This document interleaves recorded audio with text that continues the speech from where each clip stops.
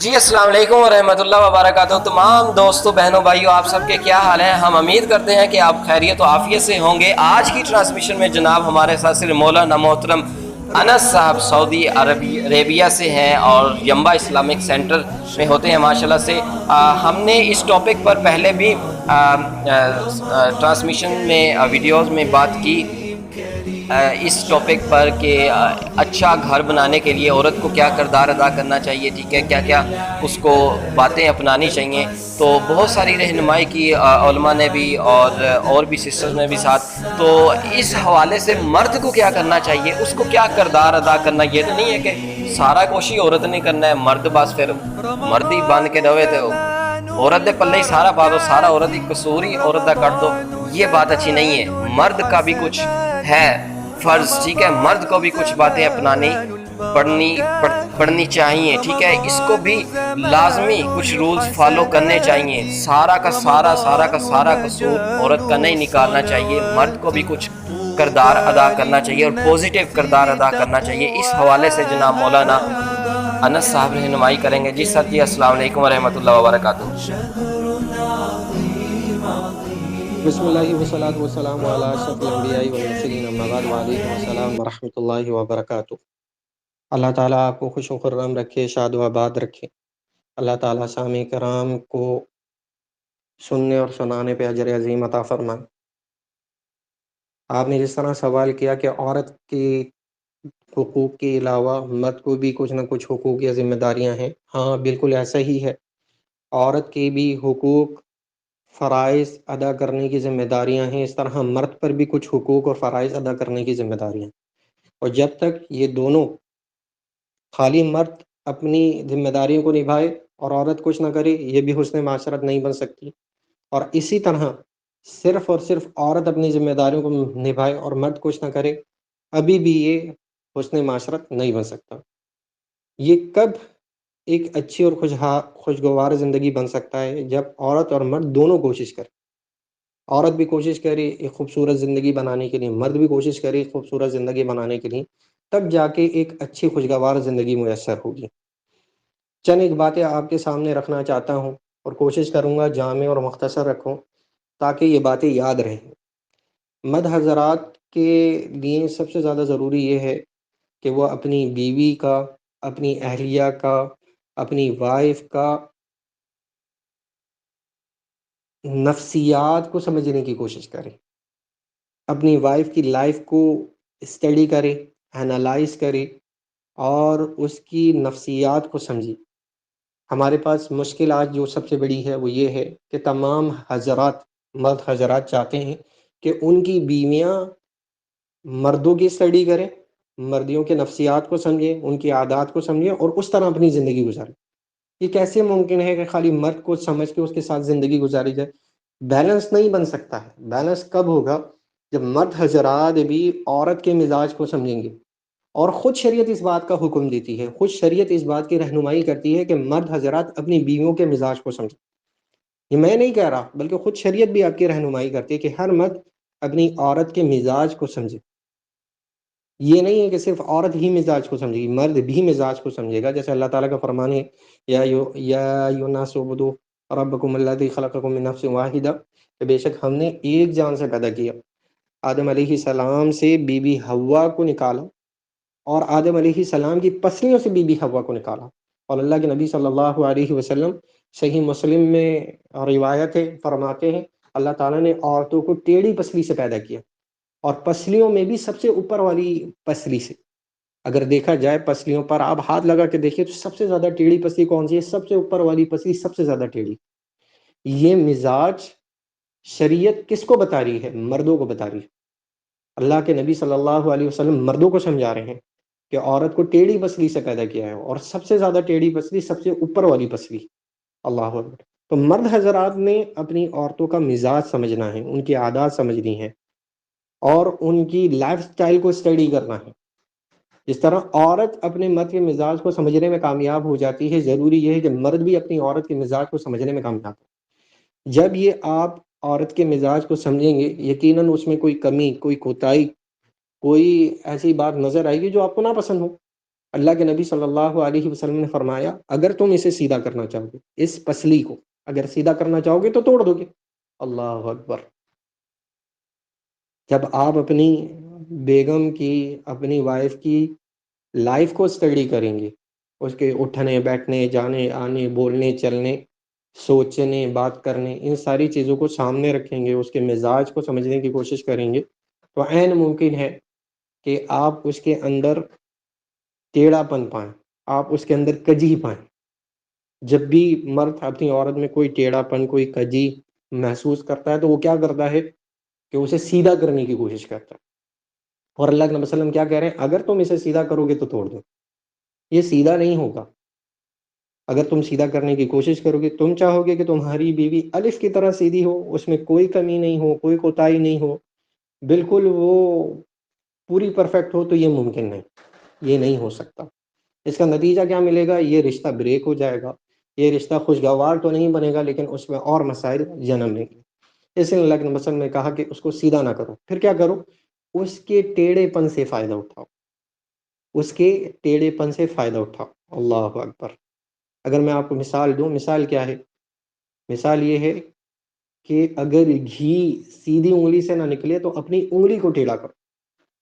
کتنی واضح مثال ہے، حالانکہ اس کی انٹرپریٹیشن لوگ بہت برے طریقے سے پیش کرتے ہیں۔ اس مثال کو اس کے مخالف لوگوں کے سامنے پیش کی جاتی ہے، حالانکہ اس مثال میں بات واضح ہے، اگر سیدھی انگلی سے نہ گھی نکلے تو انگلی کو ٹیڑھا کر لو۔ اس کا مطلب یہ ہے کہ جو تیل کی صفات ہیں، خاصیات ہیں انگلی سے پسلنے کی، تو وہ پسلے گا۔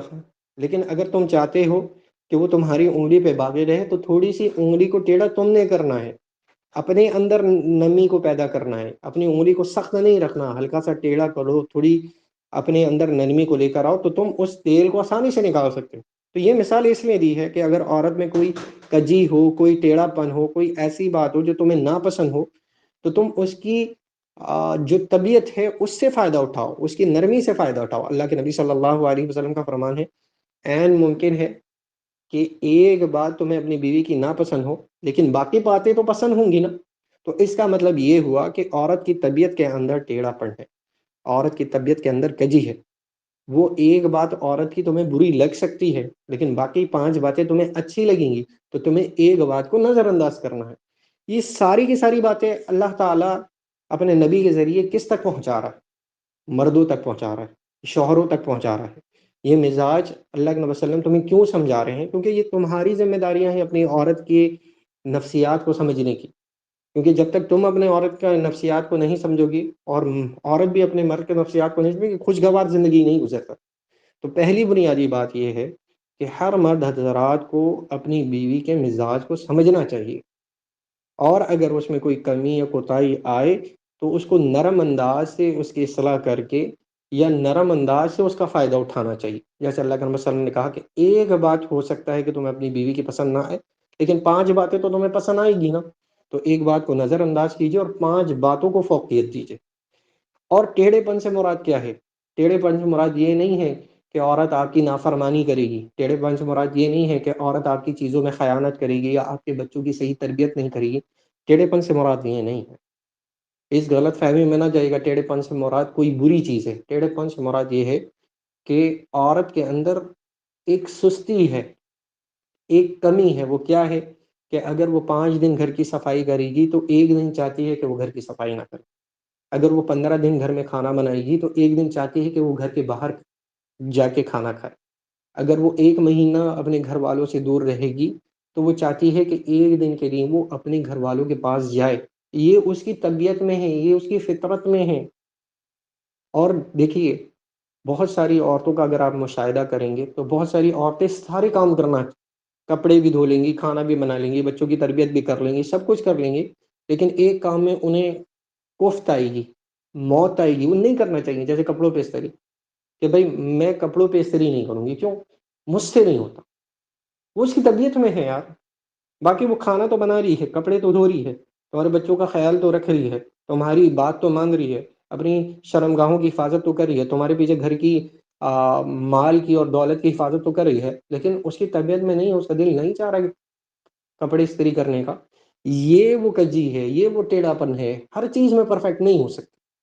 ساری چیزیں میں پرفیکٹ نہیں ہو سکتی، کہیں نہ کہیں کوئی نہ کوئی کمی یا کوتاہی ہو سکتا ہے کہ یہ ٹیڑھاپن کام کے علاوہ ہو، جیسے دماغی طور پہ کچھ عورتوں کا ٹیڑھاپن آ جاتا ہے، جیسے مثال کے طور پہ جیسے اللہ کے مثل میں کہا کہ پسلیوں میں سب سے اوپر والا حصہ سب سے زیادہ ٹیڑھا ہوتا ہے، تو اگر عورت دیکھی جائے تو عورت میں سب سے اوپر والا حصہ کون سا ہے؟ اس کا دماغ ہے، تو اس میں ٹیڑھا پن آ سکتا ہے۔ ٹیڑھا پن سے مراد یہ نہیں ہے کہ وہ کم عقل ہے یا پھر اس کے پاس تعلیم یا تربیت نہیں ہے، یہ مراد نہیں ہے۔ دماغ میں ٹیڑھا پن کہیں کہیں اس کی انا آ جائے گی، میں یہ کام نہیں کر رہی تو نہیں کر رہی، اللہ اکبر۔ اب آپ کہیں میں شور ہوں، میں نے تمہیں کہا تمہیں کرنا پڑے گا، میں تمہیں ماروں گا، تمہیں نکال دوں گا، تمہیں نہیں، وہ ایک وقتی طور پہ اس کا ٹیڑھا پن ہے، اس کی اصلاح اس سے بہتر طریقے سے کی جائے۔ اگر وہ نہیں کر رہی تو اس وقت اسے چھوڑ دیا جائے، بعد میں اس کو سمجھایا گیا یہ تمہاری ذمہ داری میں سے تمہیں کرنا۔ تو یہ ٹیڑھا پن کبھی کبھی دماغ میں بھی آ سکتا ہے کہ میں فلاں شخص سے نہیں ملنا چاہتی ہوں، میں فلاں شخص کے گھر نہیں جانا چاہتی ہوں، میں فلاں سے بات نہیں کرنا چاہتی۔ اس ٹیڑھے پن سے اصلاح کرنی ہے اس انداز سے کہ رشتہ بریک نہ۔ تو شریعت نے اتنی رہنمائی کس کی ہے؟ ایک مرد کی ہے کہ وہ ہر چیز میں اپنی بیوی کا مشاہدہ کر کے بہتر فیصلہ لے گا، تبھی اللہ تعالیٰ نے حاکم بھی مرد کو بنایا، اسی نے اس کے ماتحت دیا۔ اللہ اکبر۔ تو پہلی بات، تھوڑی بات گفتگو طویل ہو گئی، تو ہر مرد حضرات نے اپنی بیوی کے نفسیات کو سمجھنا ہے، اور اگر اس کے اندر کوئی ٹیڑھا پن ہے تو اسے سیدھا کرنے کی کوشش نہیں کرنی ہے، بلکہ اس کی فطرت کا حصہ سمجھتے ہوئے اسے نظر انداز کر دینا چاہیے، اور اگر اصلاح کی ضرورت ہے تو اس انداز میں اس کی اصلاح کرنی ہے کہ رشتہ بریک نہ ہو، دراڑ نہ پڑے، ازواجی زندگی متاثر نہ ہو، نمبر ایک۔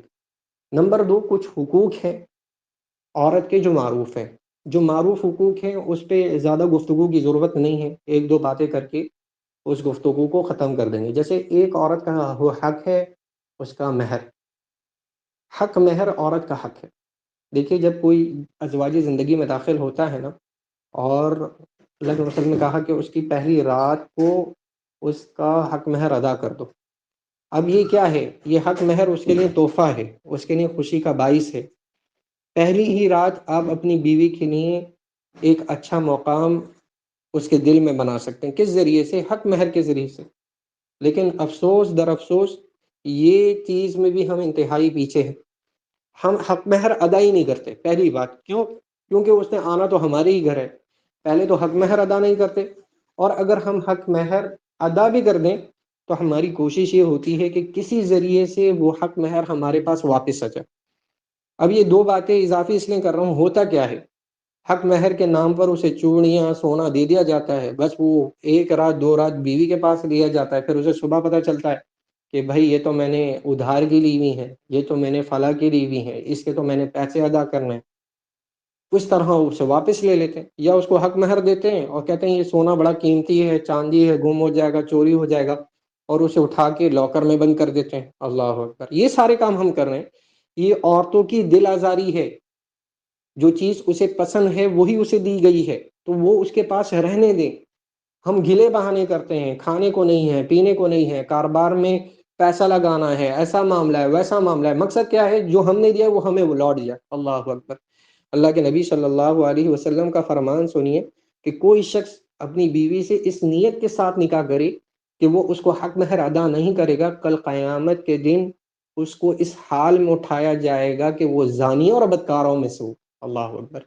تو بھائی حق مہر اس کا معاملہ سخت ہے، اسے کھانے کی کوشش نہ کرو، الا یہ کہ اگر آپ کی بیوی خود آپ کے ساتھ تعاون کرے تو پھر اس میں کوئی حرج نہیں ہے۔ اب بیویوں کا معاملہ یہ ہے کہ اپنے شوہروں سے اگر اظہار کرنا ہوتا ہے نا محبت کا یا ان کا ساتھ دینے کا اظہار، تو وہ کیا کرتے ہیں کہ یہ حق مہر میرا لے لو، یہ حق مہر میرے سمجھ۔ یہ کیا ہے؟ یہ ان کی محبت کا اظہار ہے کہ جو تم نے مجھے دیا ہے اور میں اپنی محبت کا اظہار اس طرح کر رہی ہوں وہ تمہیں لوٹا دوں۔ اللہ کے بندو بچو عورت کے حق مہر کھانے سے، لیکن اگر کوئی معروف طریقے سے اور محبت سے اور رضامندی کے ساتھ اگر تمہیں کچھ دیں تو پھر کھا لو۔ تو سب سے پہلی چیز عورت کا حق مہر ہے، ہر مرد کو چاہیے کہ اس کا حق مہر ادا کرے۔ اگر ابھی تک کسی ساتھی نے عورت کو حق مہر ادا نہیں کیا تو وہ کرے، کیونکہ یہ عورت کے دل کو جیتنے کا ذریعہ۔ تو پہلی بات یہ ہے کہ عورت کے مزاج کو سمجھنا ہے، اور اگر اس میں کوئی کجی ہے، کوئی ٹیڑھا پن ہے، تو اسی کجی اور ٹیڑھے پن سے فائدہ اٹھانا ہے، نہ کہ اسے سیدھا کرنے کی کوشش کرنی ہے۔ نمبر 2، عورت کا حق مہر ادا کرنا ہے، اگر ابھی تک نہیں کیا تو اسے حق مہر ادا کریں، کیونکہ حق مہر ادا کرنے سے زندگی کے اندر مثبت اثرات مرتب ہوتے ہیں، عورت خوشحال ہوتی ہے، خوش ہوتی ہے، جتنا وہ خوش آپ سے ہوگی اتنی ہی زیادہ آپ کی فرمانبرداری کرے گی۔ تیسری بات کیا ہے؟ عورت کا نان نفقہ، یہ بھی معروف حق ہے، اور یہ بھی مرد کی ذمہ داری ہے کہ عورت کا نان اور نفقہ دونوں ادا کریں، یعنی عورت کے رہنے کے لیے گھر ادا کرنا یہ کس کی ذمہ داری ہے؟ یہ ذمہ داری ہر مرد کی ہے، اور پھر اس کے کھانے اور پہننے کے لیے انتظام بھی ادا کرنا یہ مرد کی ذمہ داری ہے، یہ عورت کی ذمہ داری نہیں ہے۔ لیکن پھر افسوس کے ساتھ کیا بولنا پڑتا ہے؟ پھر افسوس کے ساتھ یہ بولنا پڑتا ہے کہ ہم اپنی بیویوں کو، اپنی اہلیاؤں کو ان کے ماں باپ کے پاس پہنچتے، کہتے کہ جا کے سالے سے ادھار لے لو، جا کے سسر سے ادھار لے کر آ جاؤ۔ اور ابھی معاشرے میں حال کیا ہے؟ گھر کی کوئی بھی ضرورت ہو کہ جاؤ اپنے ماں باپ کو بتاؤ میرے گھر میں واشنگ مشین نہیں ہے، میرے گھر میں یہ مسئلہ ہے، میرے شوہر کا کام نہیں ہے، میں کچھ۔ مقصد کیا ہے؟ مقصد کیا ہے؟ کہ وہ ایک اے ٹی ایم مشین ہے اور اپنے سسرال سے کچھ نہ کچھ لاکی دیتے رہے۔ یہ مت کرو، اللہ اکبر، یہ تمہاری ذمہ داری ہے، تمہاری یہ ذمہ داری ہے کہ تم ان کے نان نفقے کا ذمہ دار ہو۔ کل قیامت کے دن تم سے پوچھا جائے گا، اگر تمہاری بیوی نے فاقہ کشی کی تم سے پوچھا جائے گا، رات بغیر کھائے گزاری تم سے پوچھا جائے گا، تمہارے پاس مال تھا اور تم نے اپنی بیوی پہ خرچ نہیں کیا، تم سے سوال ہوگا۔ اللہ کے نبی صلی اللہ علیہ وسلم نے فرمایا کہ جو کوئی بھی اپنی اہل و عیال پہ خرچ کرتا ہے وہ صدقہ ہے۔ اللہ کتنا بہترین صدقہ ہے! خود اپنے بیوی بچوں پہ خرچ کرنے والا ایک ایک ریال، ایک ایک پیسہ، اس کے عوض میں اللہ تعالیٰ تمہیں اجر عظیم عطا فرما۔ کیوں اجر عظیم عطا فرما رہا ہے؟ اس کی وجہ یہ ہے کہ تم نے اللہ کے حکم کو مانا اور پھر کوشش کی اپنی بیوی بچوں کے نان اور نفقے کی۔ اللہ اکبر! تو یہ نان نفقہ مردوں کی ذمہ داری ہے، اور وہ اپنی ذمہ داری سمجھیے، کسی دوسرے پہ نہ ڈالیے، اور سمجھیے کہ جو مال، جو نوالا میں اپنے بچوں کو، جو اپنی بیوی کو کھلا رہا یا پہنا رہا ہوں، اس پہ اجر عظیم ملے گا۔ تو 3 باتیں ہو گئیں۔ اس کے علاوہ چوتھی بات ہے حسن معاشرے کی، نہیں، چوتھی بات ہے حسن اخلاق کی۔ عورت کے ساتھ حسن اخلاق ضروری ہے۔ اللہ کے نبی صلی اللہ علیہ وسلم کا فرمان ہے، خطبۃ الوداع کے اندر اللہ کے نبی صلی اللہ علیہ وسلم نے جب آخری حج کیا تھا 1.25 لاکھ مسلمانوں کے سامنے، اللہ کے نبی صلی اللہ علیہ وسلم نے ان صحابہ سے کہا تھا کہ میں تمہیں نصیحت کرتا ہوں کہ عورتوں کے معاملے میں اللہ سے ڈرو۔ اللہ اکبر! دیکھیے، تقویٰ ایک ایسی چیز ہے جو آپ کے معاملات کو آسان کر دیتا ہے۔ اگر انسان کے اندر تقویٰ نہیں ہے تو وہ پھر اپنے آپ کو کسی بھی چیز کا ذمہ دار نہیں سمجھتا۔ تو اللہ کا خوف و ڈر ہو، انسان سارے حقوق کو ادا کرتا ہے۔ اگر اللہ کا خوف و ڈر نہ ہو تو وہ پھر حقوق کی پرواہ نہیں کرتا۔ اللہ کے نبی صلی اللہ علیہ وسلم نے فرمایا کہ عورتوں کے معاملے میں اللہ سے ڈرو، اور تم نے انہیں اللہ کے نام پر حلال کیا ہے، تمہیں انہیں اللہ کے کلمے کے ساتھ حلال کیا ہے۔ کوئی بھی عورت اگر آپ کے ساتھ نکاح میں منسلک ہوئی، کس وجہ سے؟ کیونکہ اللہ کا حکم تھا۔ پھر بھلا کوئی باپ اپنی بیٹی کو، جس کو اتنے سال پالا ہے، وہ تمہارے عوض میں کیوں دے گا یا تمہارے نکاح میں کیوں دے گا؟ اس کا تو لخت جگر ہے۔ اس باپ نے اپنی بیٹی کیوں دی؟ اللہ کے حکم سے۔ اور وہ بیٹی تمہارے ساتھ زندگی کیوں گزاری ہے؟ اللہ کے حکم سے۔ یہ اللہ کا حکم تھا، یہ اللہ نے فرض کیا تھا، اس لیے تمہارے ساتھ ہے وہ۔ تو تم بھی اس کو کیوں اپنی اس میں لے کر آئے ہو نکاح میں؟ کیونکہ اللہ کا حکم تھا، تم اس کلمے کی بنیاد پر اس کو اپنے نکاح میں لے کر آئے ہو۔ اللہ اکبر! عورتوں کے معاملے میں ڈرو، اور یہ کہ تم نے انہیں حلال کیا ہے اللہ کے کلمے کے اوپر، اور تم پر یہ حق ہے کہ تم ان کے ساتھ حسن اخلاق سے پیش آؤ۔ اللہ اکبر! یہ کس کا حق ہے؟ مردوں کا یہ کام ہے کہ اپنی عورتوں کے ساتھ حسن اخلاق سے پیش آئیں۔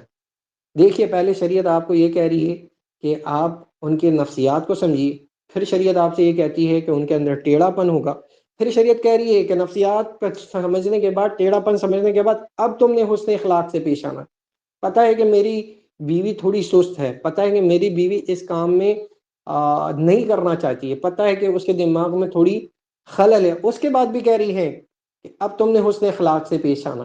تو یہ مردوں کی ذمہ داری ہے کہ حسن اخلاق سے پیش آئے، اپنی بیوی سے مسکرا کر ملے اور اپنی بیوی سے دل جوہی والی باتیں کریں۔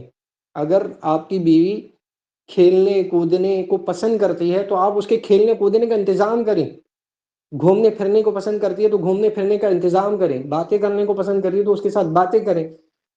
جیسے کہ امی عائشہ رضی اللہ عنہ سے روایت ہے کہ اللہ کے نبی صلی اللہ علیہ وسلم رات کا قیام کرتے اور جب قیام سے فارغ ہوتے اگر میں جاگ رہی ہوتی تو مجھ سے باتیں کرتے، اللہ اکبر، کہ آدھی رات کو اللہ کے نبی صلی اللہ علیہ وسلم قیام کے بعد اپنی بیوی سے باتیں کرتے، اور اگر میں سو رہی ہوتی تو سو جاتے۔ یہ نہیں کہ اللہ کے نبی صلی اللہ علیہ وسلم اس لیے مجھ سے بات کریں کہ میں جاگ رہی ہوں، اور نہیں ہوتی تو مجھے اٹھا کے باتیں نہیں کرتے بلکہ میرے سونے کا خیال رکھتے۔ پھر اسی طرح اللہ کے نبی صلی اللہ علیہ وسلم کے بارے میں آتا ہے، اللہ کے نبی صلی اللہ علیہ وسلم آیا تو ان میں سے سب سے بہترین شخص وہ ہے جو اپنے اہل و عیال کے ساتھ بہتر ہے۔ دیکھیں سب سے بہترین گواہی اہل و عیال دیتے ہیں، سب سے بہترین گواہی بیوی دیتی ہے۔ جو زندگی کا سارا حصہ اپنے شوہر کے ساتھ گزارتی ہے وہی سب سے بہترین گواہی دینے والی ہے۔ ام سلمہ کے بارے میں آتا ہے کہ ان کی بیوی نے گواہی دی، جب ان کا انتقال ہوا تو کہا اللہ کے نبی صلی اللہ علیہ وسلم کو کہ پورے مدینہ میں میرے شوہر سے بہتر بھلا کون ہو سکتا ہے، اللہ اکبر، کیونکہ بیوی نے زندگی گزاری ہے نا۔ تو سب سے زیادہ حسن اخلاق کا حقدار تمہاری بیوی بھی ہے، صرف ماں نہیں ہے۔ تمہیں اپنی بیوی سے بھی حسن اخلاق کے ساتھ پیش آنا چاہیے۔ اللہ کے نبی صلی اللہ علیہ وسلم کی اگر احادیث کا مشاہدہ کیجیے تو معلوم ہوتا ہے کہ آپ امہات المومنین کی دلجوہی کے لیے کیا کچھ نہیں کرتے تھے، یہاں تک کہ مسجد نبی کے اندر کھیل کھیلا جا رہا تھا تلواروں سے اور نیزوں سے، امی عائشہ کو دیکھنا تھا، اللہ کے نبی صلی اللہ علیہ وسلم نے اپنے کندھے کے اوپر سے امی عائشہ کو دکھایا۔ کیوں؟ کیونکہ عمر میں چھوٹی تھی، کھیل کود کو پسند کرتی تھی، تو اللہ کے نبی صلی اللہ علیہ وسلم نے ان کے کھیل کود کے انتظام کے لیے انہیں دیکھنے کی اجازت دی، امی عائشہ کے ساتھ دوڑ لگاتے تھے۔ کہنے کا مطلب کیا ہے کہ آپ نے ہی ان کے ساتھ حسن اخلاق کے ساتھ پیش آنا ہے، نہ کہ یہ آپ ان سے امید رکھیں کہ میرا موڈ خراب ہو، میں پریشان ہوں تو وہ مجھے بنائے گی، وہ میری چیزوں کا خیال رکھے گی۔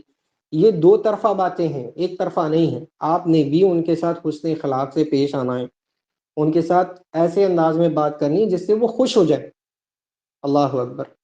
یعنی جہاں حدیث میں آتا ہے کہ وہ شوہر کو، یعنی حدیث کے اندر بالمفہوم یہ حدیث ہے کہ سب سے بہترین بیوی وہ ہے جسے اس کا شوہر دیکھ کے خوش ہو جائے۔